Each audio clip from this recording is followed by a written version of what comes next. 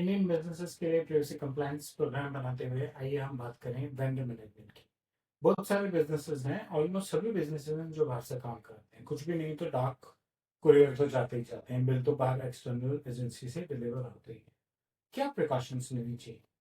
मेरे YouTube channel पे आपका स्वागत है, जिसपे आप रोज नया कंटेंट देखते हैं डेटा प्राइवेसी पे।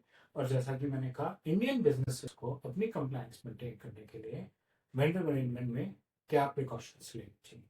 प्राइवेसी कंप्लायंस प्रोग्राम बनाते हुए हम अभी तक बात कर चुके हैं कि प्राइवेसी कंप्लायंस प्रोग्राम है क्या और उसकी इंपॉर्टेंस क्या। और हम इस बात को नजरअंदाज नहीं कर सकते कि आने वाले कुछ दिनों में, यानी कि अप्रैल 2025 में, भारत सरकार प्राइवेसी के रूल्स, डीपीडीपी एक्ट के रूल्स, जैसे वो डीपीडीपी रूल्स 2025 कह रहे हैं, फाइनल कर देगी। और उसके बाद हमें वैसे 2 साल का वक्त मिलेगा, लेकिन शुरुआत जितनी जल्दी कर लें, कम से कम समझना तो शुरू करें प्राइवेसी कंप्लायंस प्रोग्राम क्या है। और अगर हमें समझ आ गया है कि प्रोग्राम क्या है, तो फिर हमने बात की थी कि हमें एक प्राइवेसी टीम बनानी चाहिए अपने दफ्तर। छोटी कंपनियां आउटसोर्स कर सकती हैं, बड़ी कंपनियां अपनी टीम बनाएंगी। सिग्निफिकेंट पीओ ऑन बोर्ड करना पड़ेगा अपने रूल्स पे, और भारत में ही उसका उसको भारत में ही बैठ के काम करना होगा। उसके बाद डेटा मैपिंग की थी हमने। हमारे पास क्या डेटा है, उसमें से पर्सनल डेटा क्या है, क्या किस कैटेगरी का है, किस सेंसिटिविटी लेवल का है, और कैसे वो प्रोसेस होता है, कैसे कलेक्ट होता है, कहाँ कहाँ यूज होता है, कैसे यूज होता है।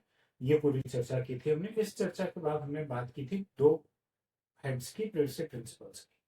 हम सिर्फ वो डेटा कलेक्ट करेंगे जो हमारे पर्पस के हिसाब से चाहिए, और मिनिमम वही कलेक्ट करेंगे। हमने उदाहरण दिया था डेटा मिनिमाइजेशन में कि अगर कस्टमर नहीं चाहता कि हम उसे कुरियर करें, तो हमें उसका फिजिकल एड्रेस भी नहीं चाहिए, और हम उसका डेटा थर्ड पार्टी के साथ शेयर भी नहीं करेंगे। हम बिना कंसेंट के कोई पर्सनल डेटा नहीं, अपने स्टाफ को बताने के लिए कि हमारी पब्लिक में कमिटमेंट क्या है, प्राइवेसी पॉलिसी नाम का एक डॉक्यूमेंट यूज करेंगे, और पब्लिक को ये बताने के लिए कि हम आपका डेटा कैसे प्रोसेस कर रहे हैं, प्राइवेसी नोटिस को इस्तेमाल करें।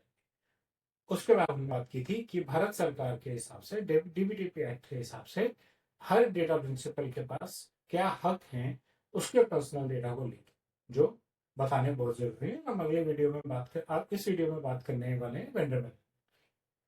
वेंडर मैनेजमेंट हमें क्यों चाहिए? क्योंकि हम अपना काम आउटसोर्स करते हैं। किस टाइप की काम आउटसोर्स करते हैं? आजकल बहुत सारे लोग मार्केटिंग एक्टिविटीज को आउटसोर्स करते हैं। मार्केटिंग इन हाउस करना मुश्किल है, खास करके छोटी कंपनियों के लिए। मार्केटिंग टीम बनानी अपने आप में एक टास्क है। बड़ी कंपनियां भी मार्केटिंग का कई काम आउटसोर्स करती हैं। जैसे मान लीजिए होर्डिंग्स प्रिंट करना है, ब्रोशर्स प्रिंट करना है, ये सब आउटसोर्स होते हैं।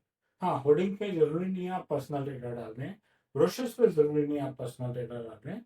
लेकिन अगर वो ब्रोशर्स किसी को कटिंग फॉर्म्स, आप अपने अकाउंट्स बैलेंस शीट फाइनल करने के लिए, पेरोल प्रोसेसिंग करने के लिए अपने चार्टर्ड अकाउंटेंट या दफ्तर में डिटेल भेजती हैं। आप पे कोई लीगल केसेस चल रहे हैं, नॉन डिस्क्लोजर एग्रीमेंट बनाने के लिए भी, जो कि नए एम्प्लॉइज के साथ है, उसकी भी एक कॉपी, उसके भी सैंपल्स आपकी लीगल टीम्स को जाते हैं, जो हो सकता है इन हाउस ना हो। फिर से वही बात, आपकी कंपनी के साथ पे ठीक।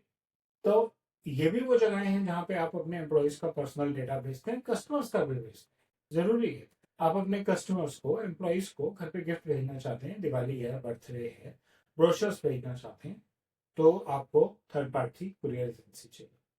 आप खुद नहीं जाएंगे, लाजमी सी बात है। अगर आपके 500 एम्प्लॉइज भी हैं, तो सबके कुरियर देने आप खुद तो नहीं जाएंगे, आप किसी थर्ड पार्टी एजेंसी को यूज करेंगे। अब आप किसी प्रिंसिपल का, चाहे वो आपका एम्प्लॉय है, उसका नाम, पता, फोन नंबर एक थर्ड पार्टी को देने हैं। आपको प्रिकॉशंस लेनी जरूरी है, क्योंकि अगर उनके यहाँ पे ब्रीच हुआ तो जिम्मेवारी आपकी, क्योंकि वो आपके बिहाफ पे डेटा प्रोसेस कर रहे थे। तो आपके लिए सबसे पहले ये जानना जरूरी है कि क्या वो वेंडर प्राइवेसी नॉर्म्स को फॉलो करता है, सिक्योरिटी को फॉलो करता है, कैसे यूज करता है, कैसे मिस यूज करता है। तो आपको पहले तो वेंडर की ड्यू डिलिजेंस करनी जरूरी है, उसका अपना प्राइवेसी कंप्लायंस प्रोग्राम क्या है, ये जानना बहुत जरूरी है। उसके कॉन्ट्रैक्ट्स में, एग्रीमेंट्स में जो आपने उसके साथ साइन किए हैं, उनमें क्लैरिटी होनी चाहिए कि क्या प्राइवेसी क्लॉजेज हैं, वो कैसे आपके कस्टमर्स के, आपके एम्प्लॉयज के डेटा को सेफ रखेगा। और आपको टाइम टू टाइम उसके कंप्लायंस के प्रूफ मांगने चाहिए, या उसके रेगुलर ऑडिट करनी चाहिए। अगर आप छोटी कंपनी है, अगर आपके वेंडर छोटे हैं, रेगुलर ऑडिट करने मुश्किल और टाइम कंज्यूमिंग हो सकता है। बड़ी कंपनियां, खास करके जो डेटा प्रोसेसिंग भी बाहर से कराती, प्रोस्पेक्ट बेस को एग्जिस्टिंग कस्टमर बेस को थर्ड पार्टी एजेंसीज से फ़ोन कराती हैं अपना कॉल सेंटर बनाने की बजाय, उनके लिए कॉन्ट्रैक्ट्स बहुत टाइट होने चाहिए और टाइम टू टाइम शायद 3 से 6 महीने में एक बार अगेन आपके डेटा वॉल्यूम कैसी है और आप सिग्निफिकेंट डेटा फिडिशियरी तो नहीं है, ऐसे ऑडिट्स रेगुलर करने चाहिए। तो ये बात की हमने वेंडर मैनेजमेंट की। हम अगले वीडियो में बात करेंगे कि ग्रीवेंस रिवर्सल मैकेनिज्म कैसे होना चाहिए डीपीडीपी एक्ट के मुताबिक। मुझे उम्मीद है आपको ये कंटेंट अच्छा लगा होगा। बेल लाइक है, मेरे चैनल से सब्सक्राइब करें और अपना फीडबैक कमेंट सेक्शन में शेयर करें। धन्यवाद।